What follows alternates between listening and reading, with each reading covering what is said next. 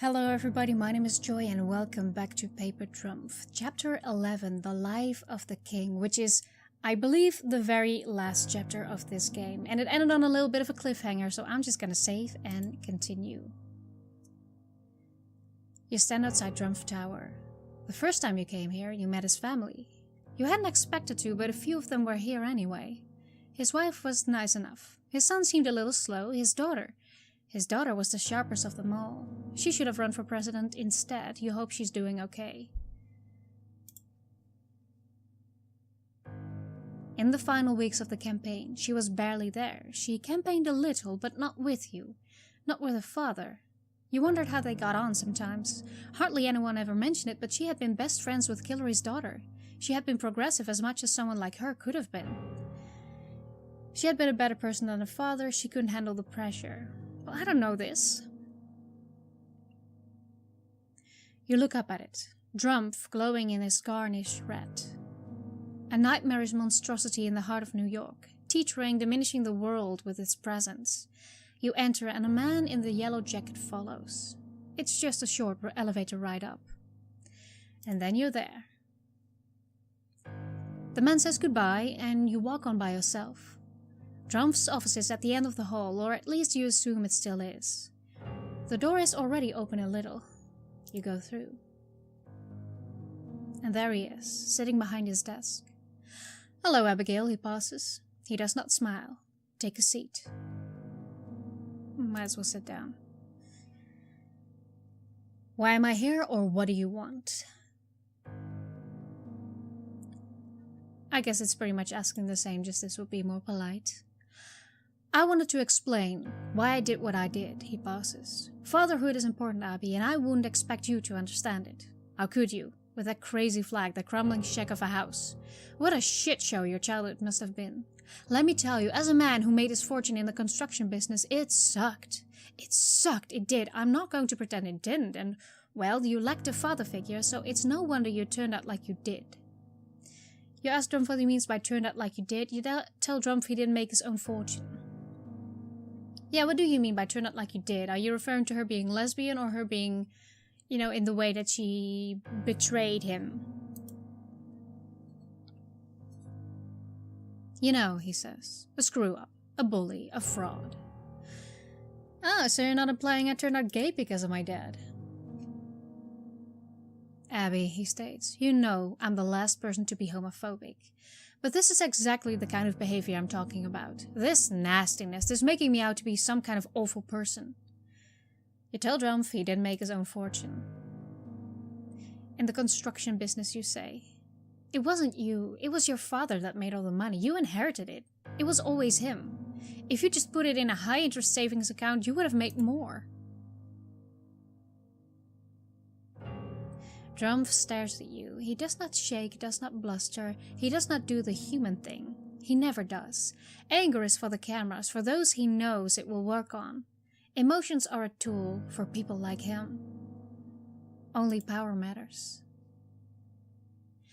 "Why did you demote me? Why did you release those photos?" "Well, why did you demote me seems obvious. Why did you release those photos?" He blinks, seeming surprised. "Abby, I don't know why you think I'd do something like that." "Did you think it was me, Abby? I'm disappointed in you. Throwing accusations around again." He pauses. Who knows what you'll say to the press next? Who knows what you'll say to the press next about me? What rotten lies you'll make up?" "Why did you demote me?" "I told you at the time," he says. "You talked to the press. You showed an insane lack of judgment. Really, really boneheaded. I couldn't leave you in the position you were in, and I was right not to. You talked to the press again, even after I gave you that second chance." "Why do you think I'm a bully?" "Did I ever tell you what happened to me a few years back, before I even thought of running for office?" He pauses. "A lot of people said I might, but I still wasn't sure. Still didn't have that fire to go for it." He gets up from his chair and starts walking over to his window, looking over New York. He has his back to you as he speaks. "It was that dinner. It was 2011, just 10 years after the city was attacked." He doesn't say anything for a moment. "I went to that dinner as a guest, as a welcomed guest of Obama. Whatever our differences, I went and I was humiliated." He turns to you. "Do you have any idea what it's like to be mocked that way? I know empathy doesn't come easy to you, Abby, but try to think. He made me into a joke. He made me into a laughingstock. What does this have to do with me? It was at the rally, when that flag got set on fire. We were sitting backstage and you just told me some story about being stopped by a cop in the middle of the night or something, I don't know. Then right before I had to go on, right before I had to give the speech of my career, you said it to me. What did I say? You said I looked orange. And it was a joke. You did look orange, I still don't understand. You did look orange. See, he says, you're doing it even now. Undermining my confidence, trying to get at me. I'm not a joke, Abby. I'm not a man to be joked at. All of this because I said you looked orange. It was what it said about you. He stares at you. It was what it told me about the kind of person you were in here. He beats his hand against his heart. I don't let anyone talk to me like that. I don't let anyone make me feel that way about myself. I'm a winner. But you're not, though. You couldn't even win the presidency. You wasted all of this money, all of this time, all of this goodwill you had from the public before you did any of this. You threw me away for no reason at all. You are right, you're a joke. Well, I disagree with this one. He didn't throw you away for no reason at all. I mean, if you talk to the press about things, no matter the circumstances, then I would understand why he would fire her. You're right. You're a joke. He says nothing. He seems small to you. Then, for the first time, and not just his hands, it is everything about him. It is who he was born to be. He has nothing else but his attention, nothing else but his fame, his money, and all the awful things he's done, all the offensive things he's said. In your final meeting, he just seems like a fool, like a joke gone wrong. Is he the great psychopath? Is he the enemy of America? Or is he just a small man, dreaming of being someone big? He finally speaks, shaking, spitting these two words. Get out. I hope you have a good life, or I hope you rot. No, I hope you have a good life. I hope we meet again. You won't see me again. You know what? I do hope we meet again at some point. Not soon, though. You leave, and he just stares at you as you go, shaking at his desk. That's the last time you ever see him in person. You head down to the elevator. You leave Drumpf Tower and step out into New York. You think about it all. The past 2 years. You think about the choices that stopped a man from becoming the President of the United States of America. You think about the future. The street is quiet. You think about the journalist back in the UK, writing her novels. You think about the time you spent together, the good and the bad. You think about how she made you feel. You buy a plane ticket, you go see her. It's a fantasy, nothing more.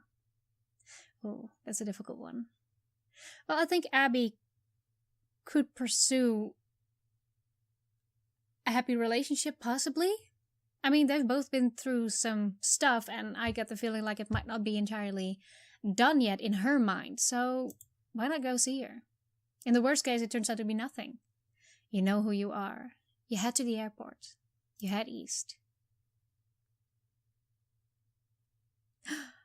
That was it? Oh my.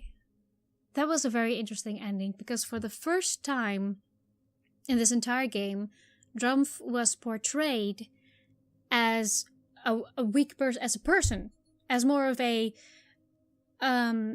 humane being with weaknesses and his own manner of thinking. Oh my god! Oh, what the shit? Are you serious? Oh, wow. Okay, sorry. Okay, sorry. That's really weird for me to see. I did not expect that. You know what? I'm not gonna mention it. If you see it for yourself, then that will be our little secret. Okay. Oh, wow. Thanks for that, Greg. That's really awesome, and the team. I mean, I have to say, I really love this game. It reminded me a little bit of a novel, when I'm reading a novel or a good book, and you can completely imagine the characters and imagine the situation. So I definitely recommend you play this game for yourself. It's available for free for now, and you can vote for it on Steam Greenlight. I don't know for how much my choices affected the ending. I don't know that. I don't know if I would have voted for Drumpf, that Drumpf would have won and the ending would have been completely different. Maybe I can find that out later. But I'm gonna look up all the possibilities of this game. I'm gonna ask about that. And I will leave that for a separate video, because I feel like this should be one story. This should be the story that I experienced, and if you want to know more, then I will leave that for a different video, or you should play the game for yourself. Anyway, long story short, I really did enjoy this. I think these are the type of little games that that really are an addition to the gaming community as a whole, but also to the indie gaming community, because the indie game community allows everything, pretty much. It allows you to talk about everything.